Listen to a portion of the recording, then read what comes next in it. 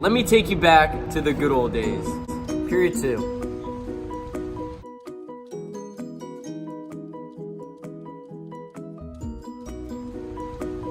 Women were in charge of cooking, cleaning, and providing medical care. Go fill this for me.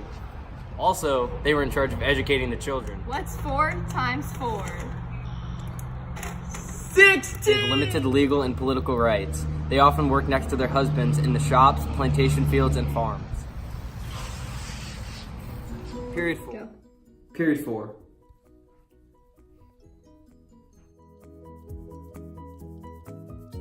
Women reformers resented the way men reduced them to secondary roles and excluded them from policy discussions. A pair of reformers, Mott and Stanton, began campaigning for women's rights after they were banned from speaking at an anti-slavery convention. The leading feminists met at Seneca Falls in 1848. At the conclusion of their convention, the first women's rights convention in history, they issued a document called the Declaration of Sentiments, which issued that all men and women are equal. After the Seneca Falls Convention, Elizabeth Stanton and Susan B. Anthony led the campaign for equal voting, legal, and property rights for women. In the 1850s, the issue of women's rights was overshadowed by slavery issues. During the Prohibition era, alcohol was believed to be the root of many social problems. Among these problems was violence, especially against women. Prior to Prohibition, men would come home in a state of drunkenness and abuse their wives or children. Women's public, private, and political lives forever changed during the Prohibition era.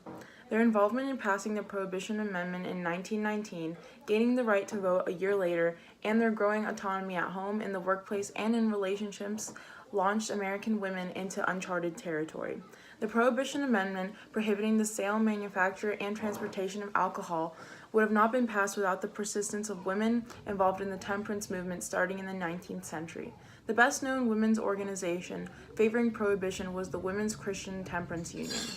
By aligning the prohibition movement with the suffrage movement, women were able to drum up support for the women's right to vote. While the push for suffrage began in the middle of the 19th century, efforts surged forward during 1910s with the National Women's Party.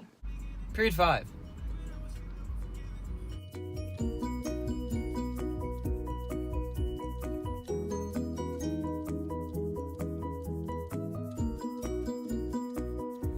The Civil War brought much social change.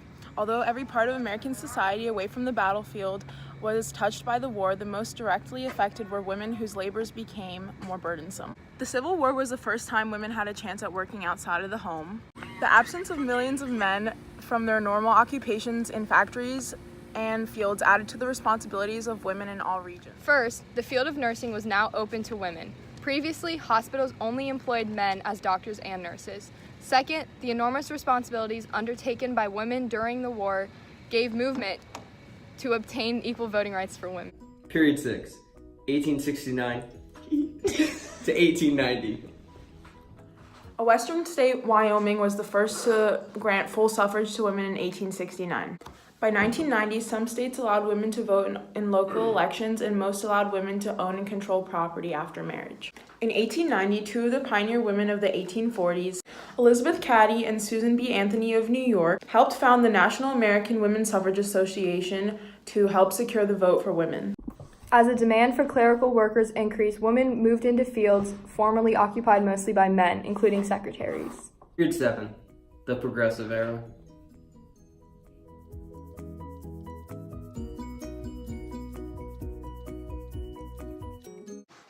Probably the most significant change in the lives of young women in the 1920s was the revolt against sexual taboos. A special fashion that set young people apart from older generations was the flapper look. They were influenced by actresses as well as their own desires for independence. Young women shocked the elders by wearing dresses hemmed at the knees, bobbing their hair, and drinking and smoking. Period 8. The 1960s.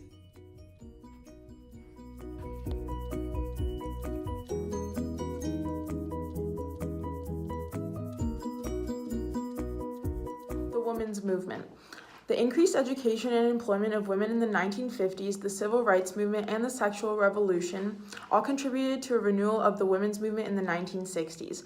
Betty Friedan's book, The Feminine Mystique, in 1963, gave the movement a new direction by encouraging middle-class women to seek fulfillment in professional careers in addition to filling the roles of wife, mother, and homemaker In 1966, Frieden helped the National Organization for Women, NOW, which adopted the activist tactics of another civil rights movement to secure equal treatment of women, especially for job opportunities. By this time, Congress had already enacted 2 anti-discriminatory laws, the Equal Pay Act of 1963 and the Civil Rights Act of 1964. These measures prohibited discrimination in employment and compensation on the basis of gender, but had been poorly enforced. Period 9, 1980 to present. Even today, women still face hardships in everyday life. The Me Too movement is a movement against sexual harassment and assault. This movement highlights how many women daily are victims of these crimes and helps them heal. The Roe v. Wade court decision made abortions illegal in 1973. However, today, there are many debates on whether abortions should be allowed, and women are oftentimes shamed if they choose to go through with an abortion.